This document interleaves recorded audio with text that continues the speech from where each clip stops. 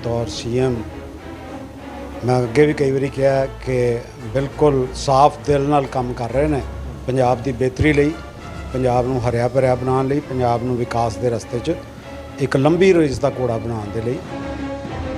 वाली साहब बहुत लंबी लड़ाई लड़ी है, तुसीं आम आदमी पार्टी का हिस्सा बाद चों बने हो, लेकिन पहलों तुसीं वाइस प्रिंसीपल रह चुके हो, रिजर्व बैंक ऑफ इंडिया च रह चुके हो। लगता सीगा कि ये चीज़ पॉसिबिलिटी है जो लड़ाई लड़ते सी तुसीं? ਜਦੋਂ आम आदमी पार्टी बनी तो पहला जिहड़ा इन्हां दा टीचा सीगा भी करप्शन खत्म करनी चाहिए, करप्शन फ्री इंडिया। और उहदे च दूसरी गल सी कि सस्टेनेबल डेवलपमेंट, कि किस तरह देश नूं जिहड़ा है या राजां नूं जिहड़ा है वो विकास की लंबी रेस का घोड़ा बनाया जा सकता है। उहदे च सिक्ख्या का रोल जिहड़ा है बहुत ही अहम है। और मैं सोचा क्यों ना मैं जो 40 साल का तजर्बा है वो पार्टी नूं दवां, और मैं 2013 च पार्टी जिहड़ी ज्वाइन कर ली। मैं तो अक्सर ये क्या करदा कि कमाले बुज़दिली है अपने ही नज़रों में पस्त होना, अगर जरा सी ज़रूरत हो तो क्या हो नहीं सकता, जीने ही नहीं देती ये दिल की बेमायगियाँ कमज़ोरियाँ, वरना कौन सा कतरा दरिया बन नहीं सकता। सो एफर्ट करने चाहिए ने, और ਉਹਦੇ ਲਈ मैं इनपुट देंदा रहा। ਚੱਡਾ ਸਾਹਿਬ ਨੂੰ मिलिया, उन्होंने मैं सारिया गल्लां दसियां कि ये सारे इंडिया च हो चुका, सिर्फ पंजाब, हिमाचल और यूटी चंडीगढ़ च नहीं होया। और पंजाब च अगर हो जाता है तो आटोमैटिकली हिमाचल तो यूटी चंडीगढ़ च हो जाएगा, क्योंकि ये दोवें जिहड़े ने सानू फॉलो करते हैं। उस तो बाद केजरीवाल जी नूं मिले, 6 मैंबरी जिहड़ा वफद मिल के जिहड़े हयात जिहड़ा होटल है हयात च उत्थे मिले, उन्होंने सारा जिहड़ा तफसील नाल दस्सिया। उन्होंने भी कहा कि ये जरूर होना चाहिए। उस तो बाद सिसोदिया साहब नाल मीटिंग हुई, प्रोफैसर की मैं करवाई इत्थे ही क्रिस्टल च, कोई होटल मैं नाम नहीं याद रहा, उत्थे मीटिंग हुई और बहुत लंबी मीटिंग चली। सिसोदिया साहब ने कहा भी ये तो होना ही चाहिए। वाली साहब जिस तरह तुसीं दस्सिया कि लंबे चिर तो तुसीं इस लड़ाई भी लड़ते रहे हो, कभी इस तरह वेख्या सीगा कि मुख्य मंत्री इस तरह का इनीशिएटिव लैंदा होवे जां जिहड़े उस डिपार्टमेंट के जिहड़े ने मंत्री ने वो इस तरह के इनीशिएटिव लैंदे, जिस तरह कहा कि हुण रीसेंटली गल हुई 25 दिन बाद, तो ये जिहड़ी इहदा तुहानूं इनपुट जिहड़ा नज़र आ रहा है कि लगता कि इस तरह दीयां गवर्नमेंट्स पहलों इनीशिएटिव लैंदियां सीगियां, मतलब कि सिर्फ आम आदमी पार्टी वालों ही इनीशिएटिव लिता गया? जिहड़े प्राइवेट एफिलीएटेड कॉलेज ने यूनीवर्सिटीज़ के नाल, भावें Punjab university, Guru Nanak university, Punjabi university है, ये 85% स्टूडेंट्स का भार ढोंदे ने। इत्थे 85% टोटल स्टूडेंट जिन्ने पढ़ते हैं, 80 तो 85% जिहड़ा इन्हां कॉलेज च पढ़ते हैं। तो असीं देंदे कि सिर्फ टीचर्स की सैलरी, हुण तक टीचर्स की सैलरी देने, बाकी खर्चे वो आप करते हैं। और जे 85% एजुकेशन चल रही है तो सरकार नूं थोड़े बहुत पैसे जिहड़े तनख्वाहां दे के जे इन्ने स्टूडेंट जिहड़े है वो पढ़ाई जा सकते इन्हां कॉलेज नाल, तो जरूर जिहड़ा है घाटे का सौदा नहीं है। कमीशन का पंजाब नूं की फायदा है और की नाल दे सूबिਆਂ नूं की फायदा होंदा है? टैलेंट अगर खिंचना है, क्वालिटी वधानी है, उसका फायदा किनूं होएगा? समाज नूं, स्टूडेंट्स नूं, देश नूं। पंजाब राज च अगर इस तरह होंदा तो पंजाब नूं होएगा, तो बहुत ही जरूरी है। पंजाब विच चोणां दे दौरान आम आदमी पार्टी वालों 3 मुख गरंटियां दित्तियां गईयां सन, जिस विच एजुकेशन नूं प्रमुखता दी गई सी, जिस नूं लैके बीते दिन टीचर्स डे के मौके ते पंजाब के मुख्य मंत्री भगवंत सिंह मान वालों 8700 के करीब अध्यापकों को पक्का करने की गल भी जी है की गई। दूसरे पासे 7 पे कमीशन को लैके भी जो है वो लागू कर दिता गया है, जिसनों लैके साडे नाल गलबात करने तैयार ने एच सवालिया जी ने, आम आदमी पार्टी के जो लीडर भी ने, संभावित उम्मीदवार भी सी। वाली साहब बहुत लंबी लड़ाई तुसीं लड़ी है, की कहना चाहोगे 7 पे कमीशन को लैके और जो कल फैसला लिता गया भगवंत सिंह मान होना वालों 8700 के करीब जो अध्यापक पक्के करने की गल की गई, की कहना चाहोगे? पर ये बहुत ही शलाघायोग फैसला है, और ये भगवंत मान जी बतौर सीएम मैं अगे भी कई बार कहा कि बिल्कुल साफ दिल नाल काम कर रहे हैं पंजाब की बेहतरी लई, पंजाब नूं हरिया भरिया बनाउण लई, पंजाब नूं विकास के रस्ते च एक लंबी रेस का घोड़ा बनाउण दे लई। और उहदे च आम आदमी पार्टी ਔਰ ਸਰਕਾਰ ਇਹ ਸਮਝਦੀ ਹੈ ਕਿ ਐਜੂਕੇਸ਼ਨ ਤੋਂ ਬਿਨਾ ਇਹ ਕੰਮ ਨਹੀਂ ਹੋ ਸਕਦੇ, ਐਜੂਕੇਸ਼ਨ ਪ੍ਰਮੋਟ ਕਰਨ ਤੋਂ ਬਿਨਾ। ਔਰ ਇਹਦੇ ਲਈ ਮੈਂ ਮੁੱਖ ਮੰਤਰੀ ਜੀ ਦਾ, ਸਾਰੀ ਕੈਬਨਿਟ ਦਾ, ਆਮ ਆਦਮੀ ਪਾਰਟੀ ਦੀ ਸਰਕਾਰ ਦਾ ਸ਼ੁਕਰੀਆ ਅਦਾ ਕਰਦਾ ਆਪਣੇ ਵੱਲੋਂ। ਔਰ ਉੱਥੇ ਹੀ ਮੁਬਾਰਕਬਾਦ ਵੀ ਕਾਲਜ ਤੇ ਯੂਨੀਵਰਸਿਟੀ ਟੀਚਰਸ ਨੂੰ, ਜਿਨ੍ਹਾਂ ਨੂੰ ਕਿ 7th ਪੇ ਕਮਿਸ਼ਨ ਜਿਹੜਾ ਉਹਦੀਆਂ ਰეკਮੈਂਡੇਸ਼ਨਸ ਦੇ ਹਿਸਾਬ ਨਾਲ 1 ਅਕਤੂਬਰ ਤੋਂ ਤਨਖਾਹਾਂ ਮਿਲਣੀਆਂ ਸ਼ੁਰੂ ਹੋ ਜਾਣ।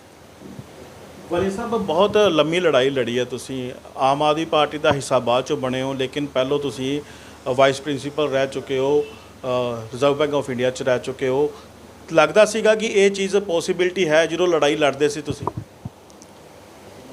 ਦੇਖੋ, ਮੈਂ 1976 ਤੋਂ ਹੀ ਟੀਚਿੰਗ ਪ੍ਰੋਫੈਸ਼ਨ 'ਚ ਹਾਂ ਔਰ ਤਕਰੀਬਨ 37 ਸਾਲ Guru Nanak Dev university, DAV college, BVK, Baring union college ਪੜ੍ਹਾਇਆ ਔਰ ਵਿੱਚੋਂ 3 ਸਾਲ ਮੈਂ ਰਿਸਰਚ ਆਫਿਸਰ ਰਿਹਾ Reserve Bank of India, department of economic analysis and policy, ਜਦੋਂ ਕਿ ਡਾਕਟਰ ਮਨਮੋਹਨ ਸਿੰਘ ਜੀ ਦੇ ਜੀ ਗਵਰਨਰ ਸੀਗੇ।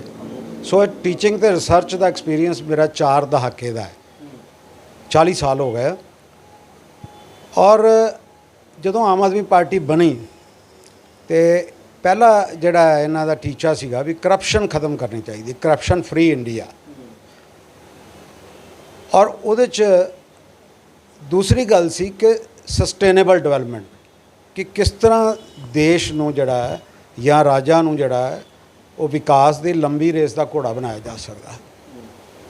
ਉਹਦੇ 'ਚ ਸਿੱਖਿਆ ਦਾ ਰੋਲ ਜਿਹੜਾ ਬਹੁਤ ਹੀ ਅਹਿਮ ਹੈ। ਔਰ ਮੈਂ ਸੋਚਿਆ ਕਿਉਂ ਨਾ ਮੈਂ ਜੋ 40 ਸਾਲ ਦਾ ਤਜਰਬਾ ਹੈ ਉਹ ਪਾਰਟੀ ਨੂੰ ਦੇਵਾਂ। ਔਰ ਮੈਂ 2013 'ਚ ਪਾਰਟੀ ਜਿਹੜੀ ਜੁਆਇਨ ਕਰ ਲਈ। ਉਸ ਤੋਂ ਪਹਿਲਾਂ ਮੈਂ ਪ੍ਰੈਜ਼ੀਡੈਂਟ ਜਨਰਲ ਸੈਕਟਰੀ ਵੀ ਰਿਹਾ ਪੰਜਾਬ ਤੇ ਚੰਡੀਗੜ੍ਹ ਕਾਲਜ ਟੀਚਰ ਯੂਨੀਅਨ ਦਾ, ਸਾਰੀ ਸਟੇਟ ਦਾ, ਔਰ ਵਾਈਸ ਪ੍ਰਿੰਸੀਪਲ DAV ਕਾਲਜ ਰਿਹਾ। ਜਦੋਂ ਮੈਂ ਰਿਟਾਇਰ ਹੋਇਆ ਵਾਈਸ ਪ੍ਰਿੰਸੀਪਲ ਸੀ।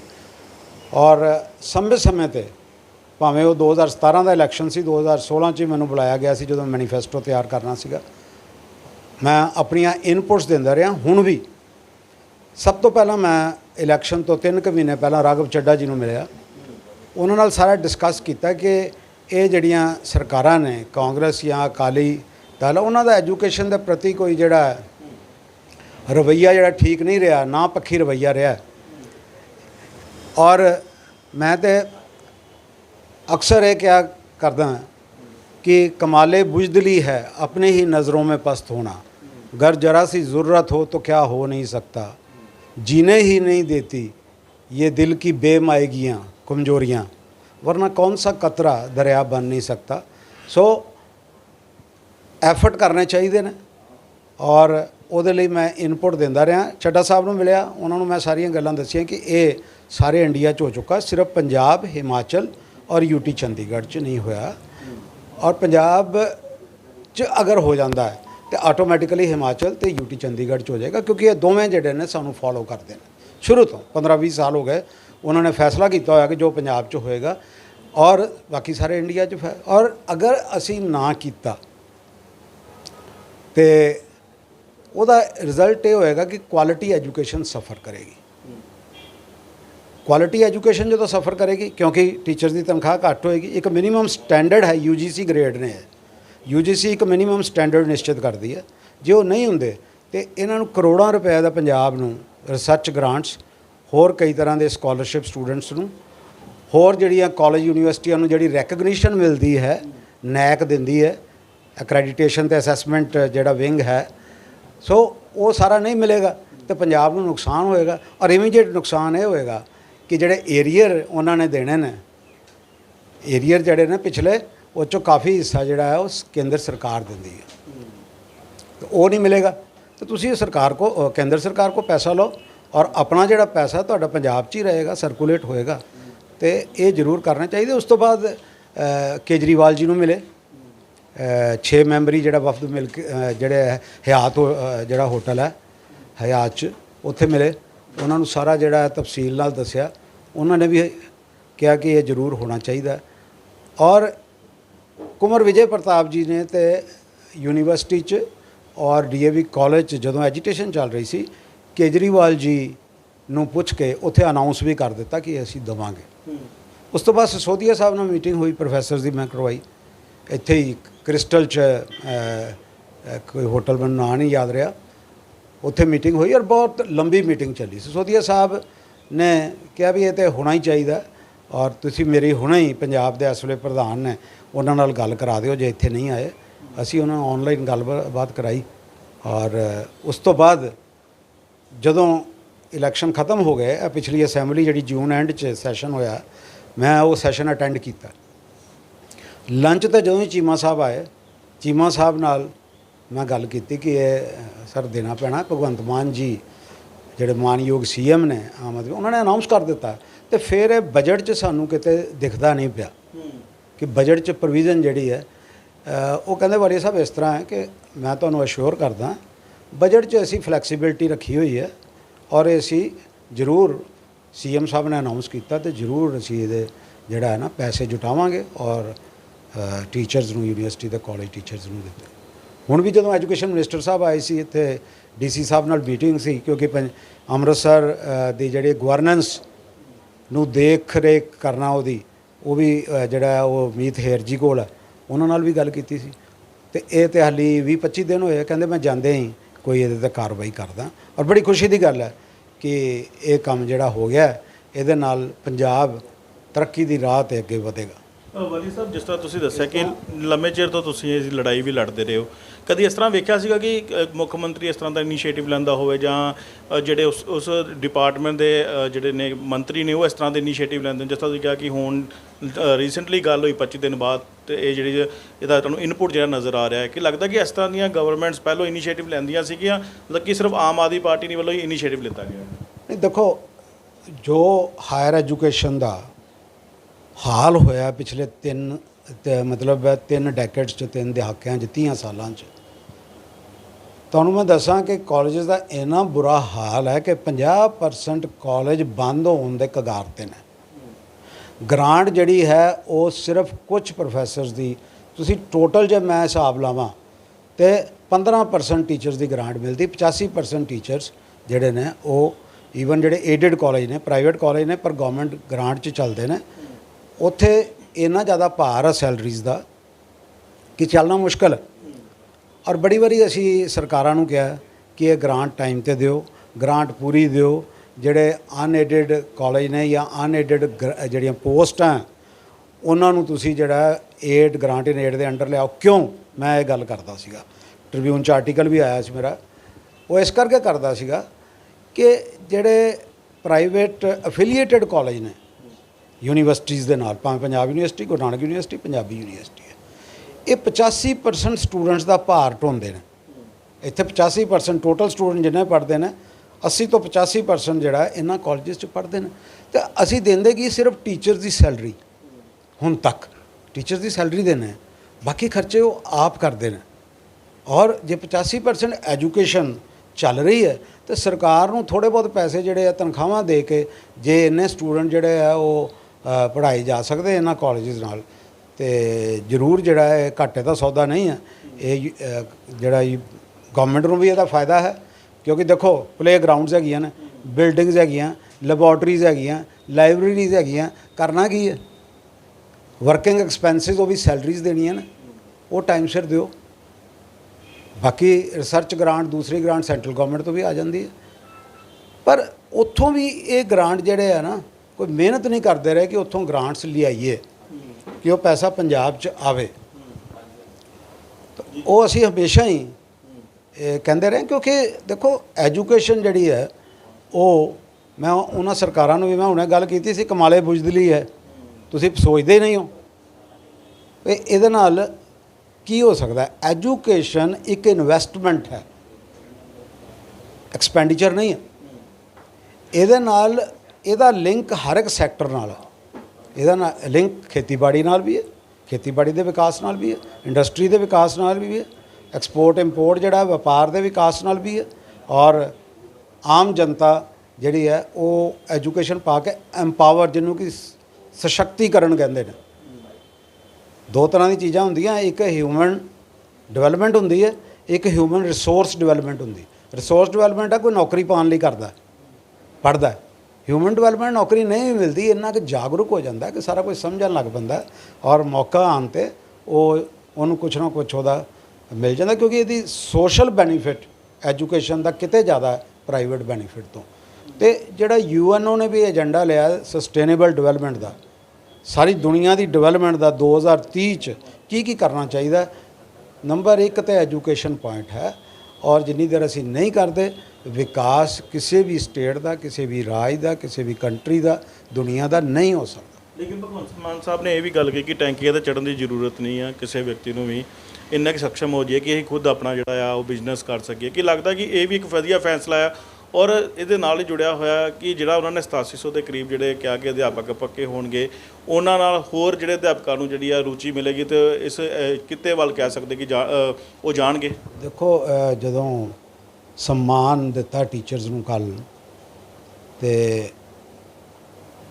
ਭਗਵੰਤ ਮਾਨ ਜੀ ਨੇ 8700 ਦੇ ਕਰੀਬ ਕਿਹਾ ਕਿ ਇਹਨਾਂ ਨੂੰ ਰੈਗੂਲਰਾਈਜ਼ ਕਰ ਦਾਂਗੇ, ਔਰ ਬੜੇ ਚਿਰ ਤੋਂ ਗੱਲ ਚੱਲ ਰਹੀ ਸੀ। ਉਹਨਾਂ ਦਾ 10-10, 15-15, 20 ਸਾਲ ਦਾ ਤਜਰਬਾ ਹੋ ਗਿਆ। ਉਹ ਫਿਰ ਜਿਹੜੀ ਗਵਰਨਮੈਂਟ ਕਾਲਜਿਸ 'ਚ ਗੈਸਟ ਫੈਕਲਟੀ ਹੈ, ਉਹ ਕਹਿੰਦੇ ਵੀ ਇਹਦੀ ਵੀ ਰਿਕਰੂਟਮੈਂਟ ਜਿਹੜੀ ਆ ਕੀਤੀ ਜਾਏਗੀ।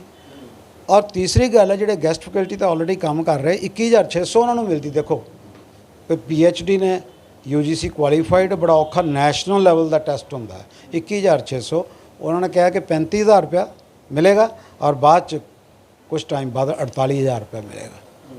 ਔਰ ਸਿਰਫ ਇਹੋ ਹੀ ਨਹੀਂ, ਸਕੂਲਾਂ 'ਚ ਜਿਹੜੀਆਂ ਲੜਕੀਆਂ ਪੜ੍ਹ ਰਹੀਆਂ ਨੇ, ਉਹਨਾਂ ਨੂੰ ਸ਼ਟਲ ਸਰਵਿਸ ਬੱਸ ਦੀ ਫ੍ਰੀ ਮਿਲੇਗੀ, ਕਿਉਂਕਿ ਆਮ ਤੌਰ ਤੇ ਭੇਜਦੇ ਨਹੀਂ ਲੜਕੀਆਂ ਨੂੰ, ਕਿ ਜੇ ਬੱਸ ਹੋਏਗੀ, ਸਿਕਿਉਰਿਟੀ ਹੋਏਗੀ, ਤੇ ਇਹਦੇ ਨਾਲ ਸਾਡੀ ਜਿਹੜੀ ਹੈ ਉਹ ਲਿਟਰੇਸੀ ਰੇਟ, ਪੜ੍ਹੇ ਲਿਖਿਆਂ ਦਾ ਰੇਟ ਵੀ ਵਧੇਗਾ, ਲੜਕੀਆਂ ਦੀ ਜਿਹੜਾ ਆ ਗਰੋਥ ਵੀ ਹੋਏਗੀ, ਐਮਪਾਵਰਮੈਂਟ ਹੋਏਗੀ। ਜਿਸ ਤਰ੍ਹਾਂ ਮੈਂ ਕਿਹਾ, ਤੁਸੀਂ ਜਿਹੜੀ ਗੱਲ ਕੀਤੀ ਹੈ ਕਿ ਨੌਕਰੀ ਨਾ ਵੀ ਮਿਲੇ, ਤੇ ਮੈਂ ਪਹਿਲਾਂ ਗੱਲ ਕਰਤੀ, ਸਸ਼ਕਤੀਕਰਨ ਹੋਏਗਾ, ਉਹ ਆਪਣਾ ਬਿਜ਼ਨਸ ਕਰਨਗੇ ਜਾਂ ਵਪਾਰ ਕਰਨਗੇ, ਜਾਂ ਉਹਦੇ 'ਚ ਉਹ ਐਜੂਕੇਸ਼ਨ ਦਾ ਫਾਇਦਾ ਜ਼ਰੂਰ ਹੋਏਗਾ। 7 ਪੇ ਕਮਿਸ਼ਨ ਦਾ ਪੰਜਾਬ ਨੂੰ ਕੀ ਫਾਇਦਾ ਆ, ਔਰ ਕੀ ਨਾਲ ਦੇ ਸੂਬਿਆਂ ਨੂੰ ਕੀ ਫਾਇਦਾ ਹੁੰਦਾ ਹੈ ਨਜ਼ਰ ਆਏਗਾ? ਦੇਖੋ 7th ਪੇ ਇੱਕ ਸਟੈਂਡਰਡ ਸੈੱਟ ਕੀਤਾ ਹੋਇਆ ਸਾਰੇ ਇੰਡੀਆ 'ਚ। UGC 'ਚ ਬੜੇ ਬੜੇ ਮਹਾਰਥੀ ਬੈਠੇ ਨੇ, ਬੜੇ ਬੜੇ ਪੜ੍ਹੇ ਲਿਖੇ ਲੋਕ ਬੈਠੇ ਨੇ, ਬੜੇ ਬੜੇ ਸਾਇੰਟਿਸਟ ਤੇ ਐਜੂਕੇਸ਼ਨਿਸਟ ਬੈਠੇ ਨੇ, ਉਹ ਸਾਰੇ ਬੰਦੇ ਨੇ, ਕਮਿਸ਼ਨ ਬਣਦਾ, ਔਰ ਉਹਦੇ 'ਚ ਉਹ ਸਿਰਫ ਗ੍ਰੇਡਸ ਦੀ ਗੱਲ ਨਹੀਂ ਕਰਦੇ, ਉਹ ਕੁਆਲਿਟੀ ਆਫ ਐਜੂਕੇਸ਼ਨ ਦੀ ਵੀ ਗੱਲ ਕਰਦੇ, ਸਟੂਡੈਂਟਸ ਨੂੰ ਕਿਹੋ ਜਿਹੀ ਕੁਆਲਿਟੀ, ਕਾਲਜਿਸ ਯੂਨੀਵਰਸਿਟੀਜ਼ ਦੀ ਕੁਆਲਿਟੀ ਦੀ ਵੀ ਗੱਲ ਕਰਦੇ ਨੇ। ਉਹ ਸਾਰਾ ਉਹਨਾਂ ਗ੍ਰੇਡਸ ਦੇ ਵਿੱਚ ਖਾਕਾ ਜਿਹੜਾ ਲਿਖਿਆ ਹੁੰਦਾ, ਕਿ ਇਹ ਨਹੀਂ ਟੀਚਰ ਨੂੰ ਗ੍ਰੇਡ ਕਰ ਦਿੱਤੇ, ਉਹਨਾਂ ਲਿਖਿਆ ਟੀਚਰਸ ਨੇ ਇਹ ਵੀ ਇਹ ਕਰਨਾ, ਇੰਨੇ ਰਿਸਰਚ ਪੇਪਰ ਲਿਖਣੇ ਆ, ਇੰਨਾ ਕੰਮ ਕਰਨਾ, ਇੰਨੇ ਘੰਟੇ ਸਟੂਡੈਂਟਸ ਨੂੰ ਗਾਈਡ ਕਰਨਾ। ਉਹ ਗੱਲਾਂ ਸਰਕਾਰਾਂ ਨਹੀਂ ਕਰਦੀਆਂ ਕਈ ਵਾਰੀ, ਠੀਕ ਹੈ। ਉਹਦੇ ਨਾਲ ਟੀਚਰ ਵੀ ਬੰਨੇ ਜਾਂਦੇ ਨੇ, ਔਰ ਯੂਨੀਵਰਸਿਟੀ ਤੇ ਕਾਲਜ ਟੀਚਰਸ ਜਿਹੜੇ ਨੇ ਅੱਗੇ ਤੋਂ ਅੱਛੀ ਤਰ੍ਹਾਂ ਕੰਮ ਕਰਦੇ। ਮੈਂ ਪਹਿਲਾਂ ਦੱਸਿਆ ਕਿ ਕੁਆਲਿਟੀ ਆਫ ਐਜੂਕੇਸ਼ਨ ਵਧੇਗੀ, ਕਿਉਂਕਿ ਚੰਗੇ ਟੀਚਰ ਕਿੱਥੇ ਆਣਗੇ ਜੇ ਜ਼ਿਆਦਾ ਤਨਖਾਹ ਮਿਲਦੀ। ਔਰ ਬਹੁਤ ਸਾਰੇ ਐਸੇ ਵੀ ਲੋਕ ਨੇ ਜਿਹੜੇ ਕਹਿੰਦੇ ਅਸੀਂ IAS IPS 'ਚ ਨਹੀਂ ਜਾਣਾ, ਜੇ ਇੱਥੇ ਤਨਖਾਹ ਜ਼ਿਆਦਾ ਹੋ ਜਾਂਦੀ ਹੈ ਤਾਂ ਸਾਡਾ ਇਹ, ਜਿਸ ਤਰ੍ਹਾਂ ਮੈਂ ਵੀ ਦੇਖੋ ਰਿਜ਼ਰਵ ਬੈਂਕ 'ਚ ਰਿਹਾ, ਰਿਜ਼ਰਵ ਬੈਂਕ ਦੀ ਮੇਰੀ ਜੌਬ IAS ਦੇ ਬਰਾਬਰ ਸੀ, ਆਈ ਲੈਫਟ ਦੈਟ ਜੌਬ, ਵਾਪਸ ਆ ਗਿਆ, ਮੈਨੂੰ ਸ਼ੌਂਕ ਸੀ ਪੜ੍ਹਾਉਣ ਦਾ। ਇਹੋ ਜਿਹੇ ਬਹੁਤ ਸਾਰੇ ਲੋਕ ਨੇ, ਔਰ ਉਹ ਜਦੋਂ ਟੀਚਿੰਗ ਪ੍ਰੋਫੈਸ਼ਨ 'ਚ ਆਉਣਗੇ, ਤਨਖਾਹਾਂ ਜ਼ਿਆਦਾ ਮਿਲਣਗੀਆਂ ਤਾਂ ਆਉਣਗੇ ਨਾ, ਨਹੀਂ ਤਾਂ ਫੋਰਨ 'ਚ ਭੱਜਣਗੇ, ਜਾਂ IAS ਵੱਲ ਭੱਜਣਗੇ, ਜਾਂ ਆਫਿਸਰ ਜੋ ਵੀ ਬੈਂਕਾਂ 'ਚ ਜਾਂ ਕਾਰਪੋਰੇਟ ਸੈਕਟਰ 'ਚ ਜਾਣਗੇ। ਟੈਲੈਂਟ ਅਗਰ ਖਿੱਚਣਾ, ਕੁਆਲਿਟੀ ਵਧਾਉਣੀ ਹੈ, ਉਹਦਾ ਫਾਇਦਾ ਕਿਹਨੂੰ ਹੋਏਗਾ? ਸਮਾਜ ਨੂੰ, ਸਟੂਡੈਂਟਸ ਨੂੰ, ਦੇਸ਼ ਨੂੰ। ਪੰਜਾਬ ਰਾਜ 'ਚ ਅਗਰ ਇਸ ਤਰ੍ਹਾਂ ਹੁੰਦਾ ਤਾਂ ਪੰਜਾਬ ਨੂੰ ਹੋਏਗਾ, ਤਾਂ ਬਹੁਤ ਹੀ ਜ਼ਰੂਰੀ ਹੈ।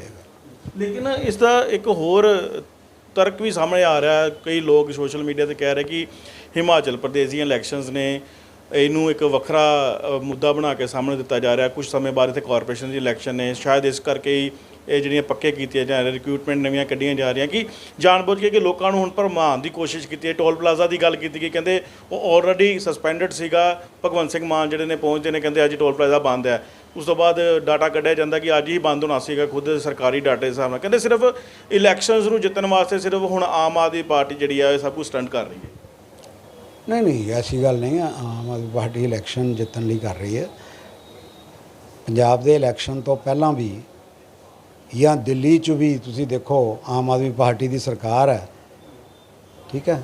ਤੀਸਰੀ ਵਾਰੀ ਜਿਹੜੀ ਹੈ ਉਹ ਉੱਥੇ ਲੋਕਾਂ ਨੇ ਜਿਹੜਾ ਹੈ ਉਹ ਫਤਵਾ ਦਿੱਤਾ, ਔਰ ਬੜਾ ਭਾਰਾ ਹੁੰਗਾਰਾ ਭਰਿਆ ਲੋਕਾਂ ਨੇ, ਤੇ ਉਹ ਲੋਕਾਂ ਨੇ ਦੇਖ ਲਿਆ ਕਿ ਉੱਥੇ ਕੀ ਜਿਹੜਾ ਕੀਤਾ ਗਿਆ। ਭਾਵੇਂ ਉਹ ਮੁਹੱਲਾ ਕਲੀਨਿਕਸ ਦੀ ਗੱਲ ਹੈ, ਭਾਵੇਂ ਉਹ ਐਜੂਕੇਸ਼ਨ ਜਿਹੜੇ ਸਕੂਲਸ ਦੀ ਗੱਲ ਹੈ, ਔਰ ਐਕਸਲੈਂਟ ਇੱਥੇ ਵੀ ਜਿਹੜਾ ਉਹੀ ਮਾਡਲ ਭਗਵੰਤ ਮਾਨ ਜੀ ਨੇ ਨਾਲ ਕਿਹਾ ਵੀ ਹੈ ਕਿ ਉਹੀ ਮਾਡਲ ਈਵਨ ਇਹ ਵੀ ਸਕੀਮ ਬਣਾਈ ਗਈ ਹੈ ਕਿ ਆਕਸਫੋਰਡ ਔਰ ਦੂਸਰੇ ਜਿਹੜੇ ਆ ਉਹ ਯੂਨੀਵਰਸਿਟੀ 'ਚ ਭੇਜਾਂਗੇ ਇੱਥੋਂ ਦੇ ਟੀਚਰਸ ਨੂੰ ਤਾਂ ਕਿ ਵਰਲਡ ਲੈਵਲ ਦੀ ਸਿੱਖਿਆ ਸਕੂਲਾਂ ਤੇ ਕਾਲਜਾਂ 'ਚ ਦਿੱਤੀ ਜਾ ਸਕੇ। ਸੋ ਇਹ ਗੱਲ ਨਹੀਂ ਹੈ ਕਿ ਪ੍ਰਮਾਣ ਲਈ ਹੈ। ਤੁਸੀਂ ਦੇਖੋ ਨਾ, ਅਗਰ ਬਿਜਲੀ ਦਾ ਕਿਹਾ ਤੇ ਬਿਜਲੀ ਦੇ ਜਿਹੜੇ ਉਹ ਮਾਫ ਕੀਤੇ, ਕੋਈ 22 ਲੱਖ ਬੰਦਿਆਂ ਨੂੰ ਫਾਇਦਾ ਹੋ ਰਿਹਾ ਨਾ 75 ਲੱਖ ਚੋਂ, 22 ਤੋਂ 25 ਲੱਖ। ਕਹਿੰਦੇ ਕਿ ਆਪਣੇ ਬੰਦੇ ਸਾਹਮਣੇ ਪੇਸ਼ ਕਰਤੇ, ਕਹਿੰਦੇ ਕਈ ਪੰਜਾਬ ਦੀ ਇਨਪੁਟ ਲਿੱਤੀ ਜਾਵੇ, ਕਹਿੰਦੇ ਬਹੁਤ ਸਾਰੇ ਲੋਕਾਂ ਦੇ ਜਿਹੜੇ ਬਿੱਲ ਆਏ ਵੀ ਨੇ 25 ਲੱਖ ਦੇ ਕਰੀਬ ਕਹਿ ਰਹੇ। ਹੋ ਸਕਦਾ ਹੈ, ਸੌਫਟਵੇਅਰ ਹੁੰਦਾ ਹੈ, ਸੌਫਟਵੇਅਰ ਹੁੰਦਾ ਹੈ। ਇੰਨੀ ਜਿਹੜੀ ਹੈ ਉਹ ਬਿਜਲੀ ਵਾਲੇ ਜਿਨ੍ਹਾਂ ਦੀ ਇੰਨੇ ਯੂਨਿਟ ਆਉਂਦੇ ਨੇ ਤੇ ਉਹਨਾਂ ਦਾ ਮਾਫ ਆ, ਉਸ ਤੋਂ ਉੱਤੇ ਲੱਗ ਜਾਏਗਾ, ਆਟੋਮੈਟਿਕ ਹੈ। ਇਹ ਤੇ ਸਰਕਾਰ 1 ਮਿੰਟ 'ਚ ਫੜੀ ਜਾ ਸਕਦੀ ਹੈ। ਐਵੇਂ ਜੋ ਮਰਜ਼ੀ ਕਹਿਣਾ, ਬਕਵਾਸ ਕਰਨੀ ਕਰੀ ਜਾਏ ਕੋਈ, ਇਸ ਤਰ੍ਹਾਂ ਨਹੀਂ ਹੁੰਦਾ ਗੱਲ। ਸੋ ਉਹ ਹੋ ਗਿਆ।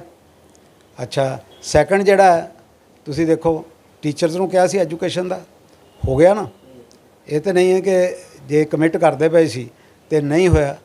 ਫਿਰ ਤੁਸੀਂ ਦੇਖੋ ਰਿਫਾਰਮਸ ਜਿਹੜੇ ਨੇ ਕਿੰਨੇ, ਜਿਹੜਾ ਆਟਾ ਤੇ ਕਣਕ ਦਾ ਘਰ ਪਹੁੰਚਾਉਣ ਦੀ ਗੱਲ ਹੈ, ਆਟਾ ਜਿਹੜਾ ਘਰ ਘਰ ਪਹੁੰਚੇਗਾ, ਠੀਕ ਹੈ, ਉਹਦੇ ਨਾਲ ਕਾਫੀ ਜਿਹੜਾ ਗਵਰਨਮੈਂਟ ਤੇ ਖਰਚਾ ਪੈਂਦਾ ਹੈ, ਪਰ ਉਹ 1 ਅਕਤੂਬਰ ਤੋਂ ਹੋ ਰਿਹਾ, ਇਹ ਵੀ 1 ਅਕਤੂਬਰ ਤੋਂ ਹੋ ਰਿਹਾ, ਉਹ 1 ਜੁਲਾਈ ਤੋਂ ਹੋ ਚੁੱਕਾ ਹੈ। ਹਾਂਜੀ, ਫਿਰ ਤੁਹਾਡੇ ਆ ਰਿਫਾਰਮਸ ਜਿਹੜੇ ਆ, ਪ੍ਰਾਪਰਟੀ ਦਾ ਕੋਈ ਡਿਸਪਿਊਟ ਆ ਤਾਂ ਜਿਹੜਾ ਉਹ ਪੋਰਟਲ ਬਣਿਆ, ਐਪਸ ਬਣੀਆਂ, ਜਨਰਲ ਐਡਮਿਨਿਸਟ੍ਰੇਸ਼ਨ ਦੀ ਐਪਸ ਬਣੀ ਹੋਈ ਹੈ, MC ਮਿਊਨਿਸਪਲ ਕਾਰਪੋਰੇਸ਼ਨ ਦੀ ਜਿੰਨੀਆਂ ਸ਼ਿਕਾਇਤਾਂ ਉਹਨਾਂ ਦੀ ਯੂਨੀਫਾਈਡ ਐਪ ਬਣ ਗਈ ਹੋਈ ਹੈ ਕਿ ਉਹਨਾਂ ਸਾਰਿਆਂ ਨੂੰ ਇਕੱਠੇ, ਭਾਵੇਂ ਕੋਈ DC ਨੂੰ ਕੰਪਲੇਂਟ ਕਰਦਾ, ਭਾਵੇਂ ਕਮਿਸ਼ਨਰ ਨੂੰ ਕਰਦਾ, ਭਾਵੇਂ CM ਨੂੰ ਕਰਦਾ, ਇਕੱਠੀ ਹੋ ਜਾਏਗੀ, ਇਕੱਠੀ ਹੋ ਕੇ ਤੇ ਉਹਦਾ ਨਿਪਟਾਰਾ ਹੋਏਗਾ। ਤੇ ਇਹ ਇਸ ਤਰ੍ਹਾਂ ਨਹੀਂ ਹੈ। ਮੈਂ ਅੱਗੇ ਕਈ ਵਾਰੀ ਕਿਹਾ ਕਿ ਦਿਲ ਸਾਫ਼ ਹੋਣਾ ਚਾਹੀਦਾ, ਔਰ ਬਿਲਕੁਲ ਕੇਜਰੀਵਾਲ ਜੀ ਜਿਹੜੀ ਸੇਧ ਦੇ ਰਹੇ ਨੇ ਔਰ ਭਗਵੰਤ ਮਾਨ ਜੀ ਜਿਹੜਾ ਉਹ ਪੰਜਾਬ ਦੀ ਰਹਿਨੁਮਾਈ ਕਰ ਰਹੇ, ਬੜੇ ਸਾਫ਼ ਦਿਲ ਨਾਲ ਕਰ ਰਹੇ ਨੇ। ਔਰ ਜੇ ਦਿਲ ਸਾਫ਼ ਹੋਵੇ ਤੇ ਕੋਈ ਸਮੱਸਿਆ ਨਹੀਂ ਆਉਂਦੀ, ਕੁਦਰਤ ਵੀ ਸਾਥ ਦਿੰਦੀ ਹੈ, ਰੱਬ ਵੀ ਸਾਥ ਦਿੰਦਾ। ਤੁਸੀਂ ਕਹਿ ਰਹੇ ਸਾਥ ਦੇ ਰਹੀ, ਲੇਕਿਨ ਔਰਤਾਂ 1-1 ਹਜ਼ਾਰ ਰੁਪਇਆ ਵੇਟ ਕਰ ਰਹੀਆਂ ਜੀ, ਕਿਉਂਕਿ ਪਿਛਲੀ ਵਾਰ ਤੁਹਾਡਾ ਇੰਟਰਵਿਊ ਕੀਤਾ ਸੀਗਾ, ਤੁਸੀਂ ਕਿਹਾ ਸ਼ਾਇਦ ਰੱਖੜ ਪੁੰਨਿਆ ਦੇ ਲਾਗੇ ਛਾਗੇ ਇਹ ਜਿਹੜੀ ਆ ਇੰਪਲੀਮੈਂਟ ਹੋ ਸਕਦਾ ਹੈ। ਲੋਕ ਵੱਧ ਚੜ ਕੇ ਉੱਥੇ ਪਹੁੰਚੇ, ਲੇਕਿਨ ਉਹਨਾਂ ਨੂੰ ਨਹੀਂ ਉਹ ਸੁਗਾਤ ਮਿਲ ਪਾਈ। ਕੀ ਲੱਗਦਾ ਕਿ ਹੁਣ ਇਸ ਨੂੰ ਵੀ ਪੂਰਾ ਕਰਨ ਦੀ ਕੋਸ਼ਿਸ਼ ਜਿਹੜੀ ਆ ਕੀਤੀ ਜਾ ਰਹੀ ਹੈ? ਦੇਖੋ ਜੀ, ਇਹ ਮੇਰਾ ਖਿਆਲ ਹੈ ਭਗਵੰਤ ਮਾਨ ਜੀ ਨੇ ਮਹੀਨਾ ਕੁ ਪਹਿਲਾਂ ਅਨਾਊਂਸ ਕੀਤਾ ਸੀਗਾ ਕਿ ਸਾਡੀਆਂ ਭੈਣਾਂ ਬੀਬੀਆਂ 1000 ਰੁਪਇਆ ਅਸੀਂ ਕਮਿਟ ਕੀਤਾ ਔਰ ਇਹ ਜ਼ਰੂਰ ਮਿਲੇਗਾ। ਦੇਖੋ ਬਜਟ 'ਚ ਜਿਹੜਾ ਨਾ ਉਹ ਕਰਜ਼ਾ ਇੰਨਾ ਕੁ ਹੈ ਕਿ 53% ਜਿਹੜਾ ਜਿੰਨੀ ਸਟੇਟ ਦੀ ਇਨਕਮ ਹੈ, ਇਹ ਮੇਰਾ ਖਿਆਲ ਨੰਬਰ 1 ਪੰਜਾਬ ਸਟੇਟ ਹੈ ਜੋ ਹਾਲ ਕਰ ਦਿੱਤਾ ਹੋਇਆ, ਠੀਕ ਹੈ, ਉਹ ਦੇਣਾ। ਔਰ 1 ਮਹੀਨਾ ਪਹਿਲਾਂ ਵੀ ਉਹਨਾਂ ਨੇ ਉਹਨੂੰ ਰਿਪੀਟ ਕੀਤਾ ਕਿ ਇਹ ਦੇਣਾ। ਮੇਰਾ ਖਿਆਲ ਹੈ ਇਹ ਅਗਲੇ ਸਟੈਪ 'ਚ ਜਲਦੀ ਹੀ ਇਹਨੂੰ ਇੰਪਲੀਮੈਂਟ ਕਰਤਾ ਜਾਏ। ਲੇਕਿਨ ਹਰਸਿਮਰਤ ਕੌਰ ਬਾਦਲ ਕਹਿੰਦੇ 12000 ਕਰੋੜ ਰੁਪਏ ਕਰਜ਼ਾ ਚੜਾਤਾ ਤੁਸੀਂ ਹੋਰ ਨਵਾਂ ਪੰਜਾਬ ਦੇ ਉੱਤੇ। 12000 ਕਰੋੜ ਦਾ ਕਰਜ਼ਾ ਚੜਾਤਾ? ਹਾਂਜੀ, ਕਹਿੰਦੇ 4 ਮਹੀਨਿਆਂ ਦੇ ਵਿੱਚ। ਨਹੀਂ, ਉਹ ਇਸ ਤਰ੍ਹਾਂ ਹੈ ਕਿ ਜਿਹੜੇ 1 ਸਾਲ ਦੇ ਵਿੱਚ ਜਿਹੜਾ ਬਜਟ ਦੀ ਪ੍ਰੋਵੀਜ਼ਨ ਹੁੰਦੀ ਹੈ ਨਾ, ਟੈਕਸ ਆਉਂਦਾ, ਰੈਵਨਿਊ ਆਉਂਦਾ, ਉਹ ਸਾਲ ਦੇ ਵਿੱਚ ਆਉਂਦਾ, ਠੀਕ ਹੈ। ਉਹ ਇਹ ਨਹੀਂ ਕਿ ਸਰਕਾਰ ਬਣੀ ਹੈ ਤੇ ਮਹੀਨੇ 'ਚ ਜਿਹੜਾ ਰੈਵਨਿਊ ਜਨਰੇਟ ਹੋਣਾ ਹੈ। ਜਦੋਂ ਅਸੀਂ ਸਾਲ ਬਾਅਦ ਸਮੀਖਿਆ ਕਰਾਂਗੇ ਉਦੋਂ ਟੋਟਲ ਹਿਸਾਬ ਲਾਵਾਂਗੇ, ਰੈਵਨਿਊ ਕਿੰਨਾ ਹੋਇਆ, ਐਕਸਪੈਂਡੀਚਰ ਕਿੰਨਾ ਹੋਇਆ, ਔਰ ਉਹਦੇ 'ਚ ਡੈਪਟ ਜਿਹੜਾ ਕਿੰਨਾ ਕੁ ਵਧਿਆ, ਕਿੰਨਾ ਕੁ ਘਟਿਆ। ਹੁਣ ਜੋ ਤੁਸੀਂ ਹਾਲ ਪੈਸਾ ਹੀ ਕੋਈ ਨਹੀਂ ਛੱਡਿਆ ਤੇ ਸ਼ੁਰੂ 'ਚ ਤੇ ਕੰਮ ਚਲਾਉਣ ਲਈ ਕਰਨਾ ਪੈਣਾ ਨਾ ਕੁਝ, ਇਹ ਗੱਲ ਹੈ। ਸੋ ਇਹ ਸਨ HS ਵਾਲੀਆ ਜੀ, ਜੋ ਕਿ ਲੰਮੇ ਚਿਰ ਤੋਂ 7 ਪੇ ਕਮਿਸ਼ਨ ਨੂੰ ਲੈ ਕੇ ਬਹੁਤ ਸਾਰੀ ਆਵਾਜ਼ ਜਿਹੜੀ ਸੀਗੀ ਉਹ ਚੁੱਕਦੇ ਹੋਏ ਨਜ਼ਰ ਆ ਰਹੇ ਸੀਗੇ। ਦੂਸਰੇ ਪਾਸੇ ਇਹਨਾਂ ਦਾ ਕਹਿਣਾ ਹੈ ਕਿ ਜੋ ਇਤਿਹਾਸਿਕ ਫੈਸਲੇ ਹੁਣ ਆਮ ਆਦਮੀ ਪਾਰਟੀ ਵੱਲੋਂ ਲਿੱਤੇ ਜਾ ਰਹੇ ਨੇ ਬਹੁਤ ਸ਼ਲਾਘਾਯੋਗ ਨੇ ਅਤੇ ਹੁਣ ਜਲਦ ਹੀ 1000 ਰੁਪਇਆ ਜੋ ਔਰਤਾਂ ਨੂੰ ਦੇਣ ਦਾ ਵਾਅਦਾ ਜਿਹੜਾ ਸੀਗਾ ਸਰਕਾਰ ਵੱਲੋਂ ਕੀਤਾ ਗਿਆ, ਉਹ ਵੀ ਜਲਦ ਤੋਂ ਜਲਦ ਪੂਰਾ ਕੀਤਾ ਜਾਵੇਗਾ। ਕੈਮਰਾਮੈਨ ਜੈਪ੍ਰੀਤ ਦੇ ਨਾਲ ਗੁਰਪ੍ਰੀਤ ਸਿੰਘ, ਪੰਜਾਬੀ ਲੋਕ ਚੈਨਲ, ਅੰਮ੍ਰਿਤਸਰ।